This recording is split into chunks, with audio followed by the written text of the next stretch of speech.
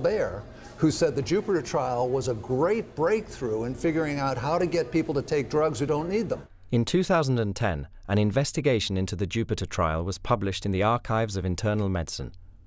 This investigation found several other problems with the results of this trial and raised concerns about commercial interests. We went through healthcare reform in the United States. It was passed in 2010. In the year before healthcare reform was passed, the pharmaceutical industry spent $250 million lobbying Congress.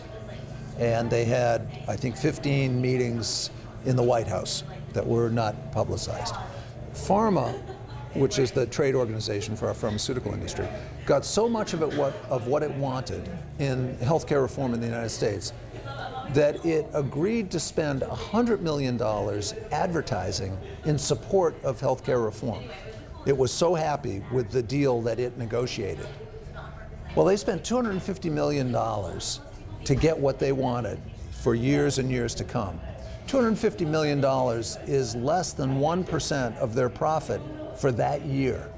So with the money that can flow into lobbying and now freely into campaign contributions in the United States, the concentration of capital is so great that there's so much more money than they need to get what they want that there's not a counterbalance representing the public's interest. So instead of having a dynamic tension between the corporate interests and the public interest, we have an imbalance where the corporate interests get far greater sway over our politicians. And I think what we've got is not a democracy of the people, but we've got a democracy of capital, so that the interests of the insurance industry and the interests of the pharmaceutical industry are, come to some sort of dynamic equilibrium based on their capital. But the public's interest is getting just trounced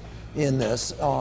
And because there's so much, the information comes through the airwaves and the advertising and the public relations that goes on to represent the corporate interest, drowns out, even in the media that's trying to do a good job, drowns out the public interest, so that it's almost impossible to get a fair, a balanced view of the whole playing field.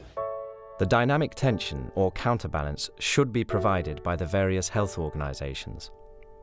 In the UK, the MHRA is the government organisation responsible for overseeing the safety and effectiveness of medications. And doctors in the UK work to guidelines issued by NICE, who are responsible for looking at the clinical evidence and deciding if medications are cost-effective. We wanted to ask these organisations about the evidence supporting the mass prescription of statins, but both the MHRA and NICE declined our invitation for an interview. We invited the UK government's chief advisor on heart disease, Professor Gray, to take part in this film. However, we did not receive a response. The British Heart Foundation supports the diet heart hypothesis and the widespread use of statins. We contacted the British Heart Foundation for an interview, but they also did not respond. We also contacted the pharmaceutical companies Pfizer and AstraZeneca, who also declined to be interviewed. Millions of people are employed around it. Food industry is making billions on this idea. Pharmaceutical industry is making billions on this idea. Medical industry is making billions on this idea and employing millions of people based on this idea. They can't suddenly all stop and say we were wrong for all these years, because that would mean far too much for them to lose. They have invested far too much into this idea. Hopefully, when we look back on this era and we see the fraud that went on in misleading physicians about the scientific evidence, we'll see that this stands as organized crime, that the misrepresentation of science to physicians and to the public stands as organized crime of a higher tech nature than robbing banks with machine guns. But there's a lot more money in this, and in fact, many, many more people get hurt. Pharmaceutical companies are, of course, a business, and their motivation is to increase profits. They are obliged to increase business growth for their shareholders. This creates a great deal of pressure to develop new products. However, medications take a lot of time and money to develop.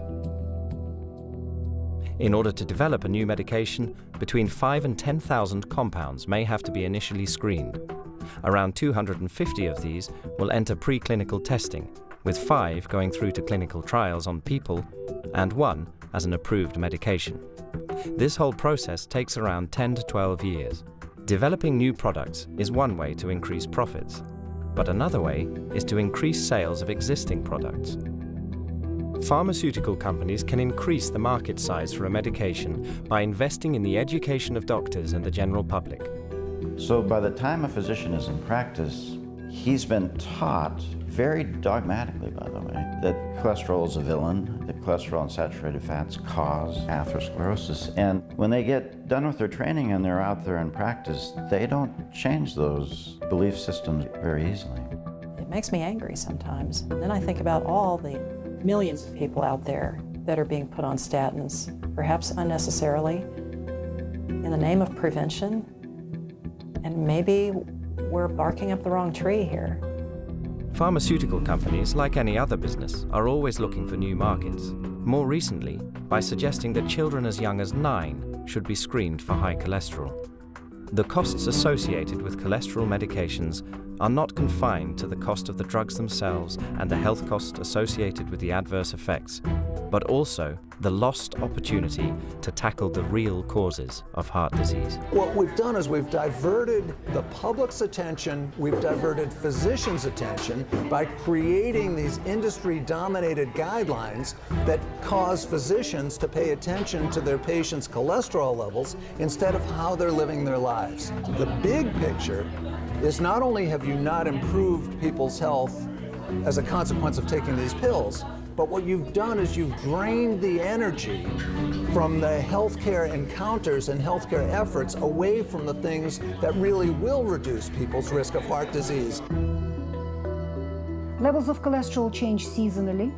They're usually lower in the summer and they're higher in the winter.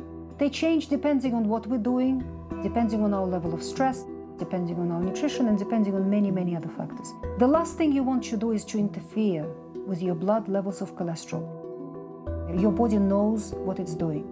Whatever level of cholesterol you have got at the moment in your bloodstream is the right level for you. Don't mess around with it.